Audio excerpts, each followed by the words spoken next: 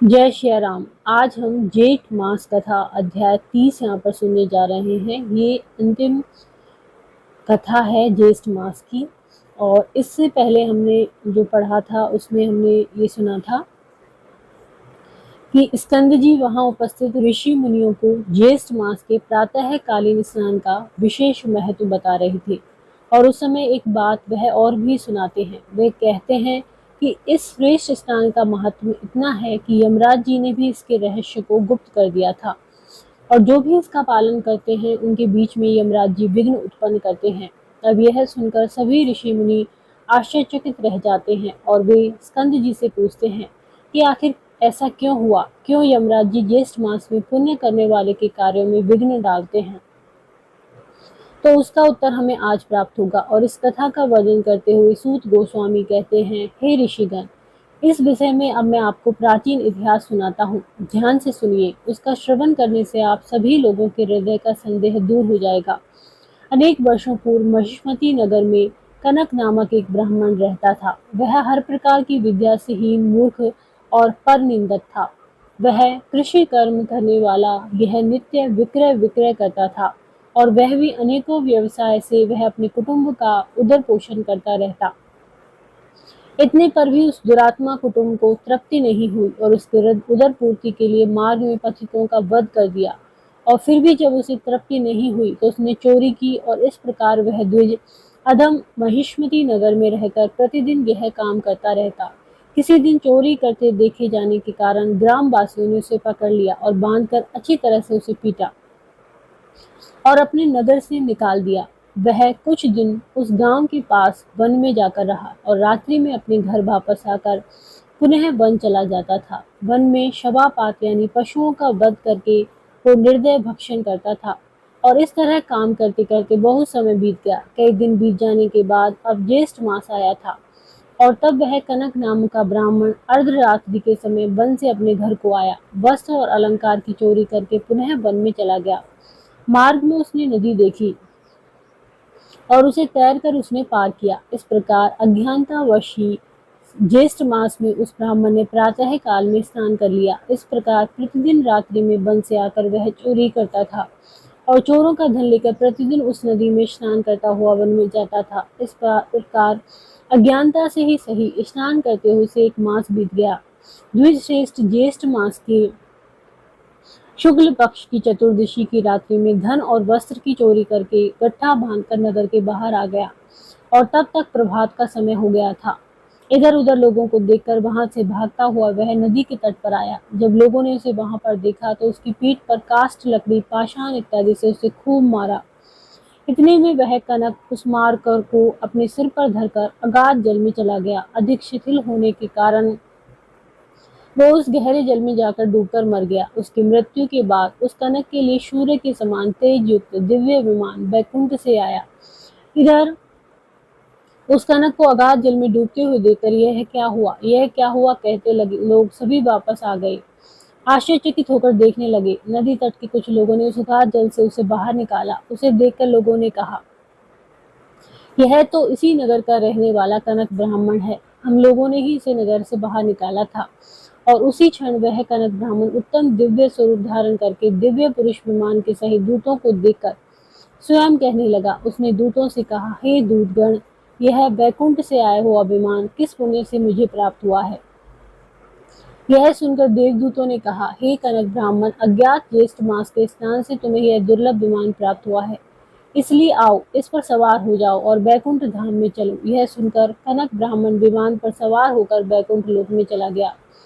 और वह कनक ब्राह्मण भगवान विष्णु के समान ही स्वरूप को प्राप्त हुआ। यह सुनकर यमराज जी अत्यंत दुखी हो गए, और यमराज ने जगतपति भगवान विष्णु से प्रार्थना करके ज्येष्ठ मास के महात्म को गुप्त रख दिया। हे द्विजगण, मैंने आप लोगों से ज्येष्ठ मास के स्नान का महात्म फल कहा। अब आप और इसकी महिमा का श्रवण करें।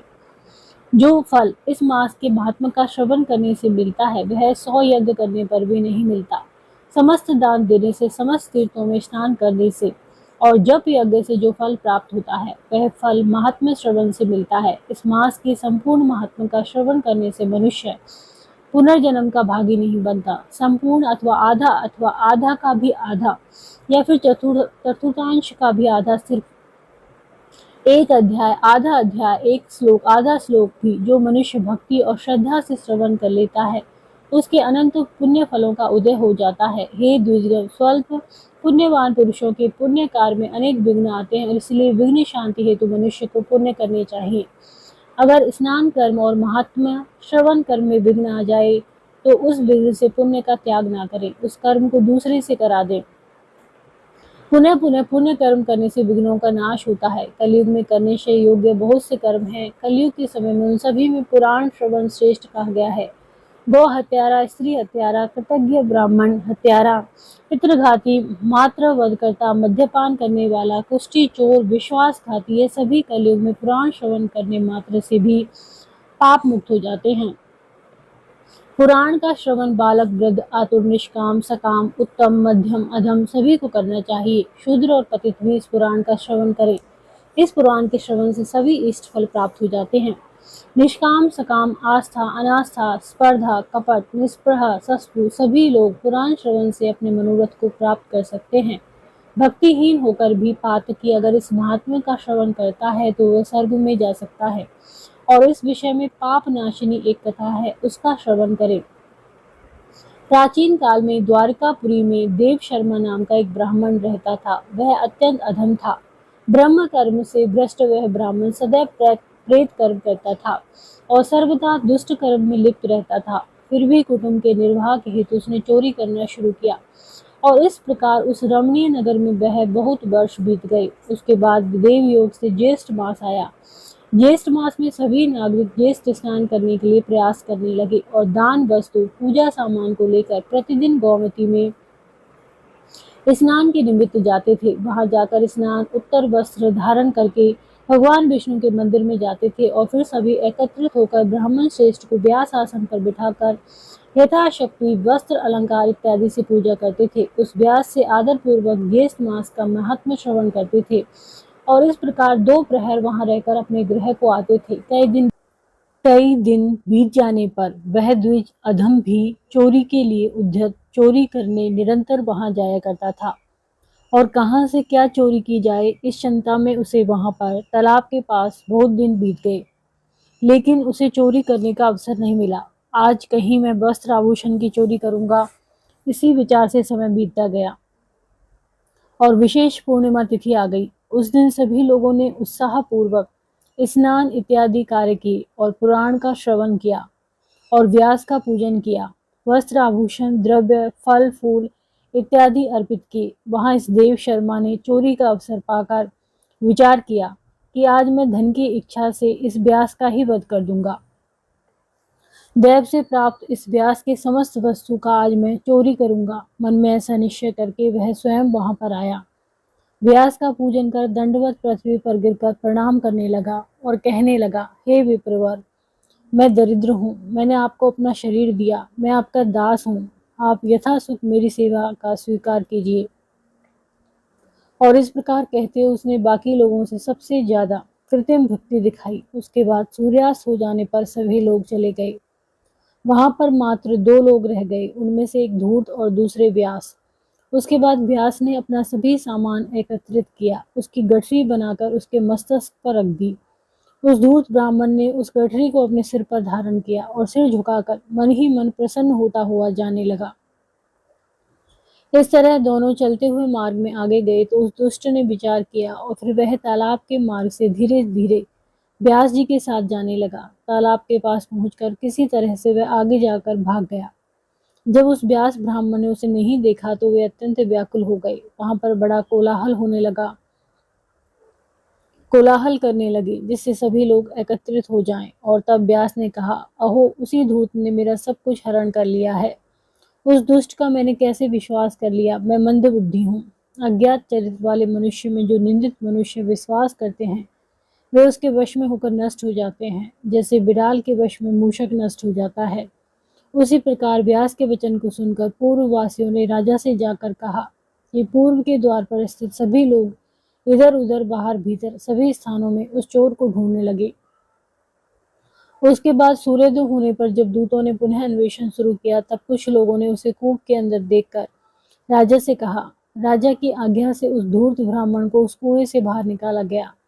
उसके प्राण कुछ शेष रह गए थे। उससे सभी वस्तुएं लेकर ब्राह्मण यानी व्यासदेव को दे दिया और उसके बाद उस धूर्त के प्राण निकल गए। लेकिन वह दिव्य देह धारण करके श्रेष्ठ विमान पर बैठकर पूर्ववासियों को प्रणाम करके कहने लगा। उसने कहा कि यह आप सभी लोगों के अनुग्रह और कृपा से मिला है। इसके ऐसे वचन सुनकर सभी लोग समझ गए। वहां पर सभी पूर्ववासी आश्चर्यचकित होकर ज्येष्ठ मास के महात्मा की प्रशंसा करने लगे, क्योंकि उस धूर्त ब्राह्मण ने चोरी करने के विचार से संपूर्ण ज्येष्ठ मास की कथाओं का श्रवण भी किया था। उन पूर्ववासियों के मुख से महात्म्य सुनकर वह वैकुंठ में चला गया। कथा का समापन करते हुए स्कंद जी ने कहा, विप्रवर, यह मैंने आपसे विस्तार से पुराण श्रवण और अभक्त पातकी का महात्म्य कहा। जो भक्ति भाव से इस महात्म्य का श्रवण करते हैं उनके श्रेष्ठ भाग्य का तो कहना ही क्या। जो लोग मोहवश अपनी शक्ति के अनुसार व्यास का पूजन नहीं करते, वे दरिद्र रोग से युक्त हो जाते हैं, उसमें कोई संशय नहीं। जो लोग पुराण का श्रवण नहीं करते और भगवान त्रिविक्रम का दर्शन नहीं करते, वे मूर्ख, बधिर और पंगु होते हैं, उसमें कोई संशय नहीं।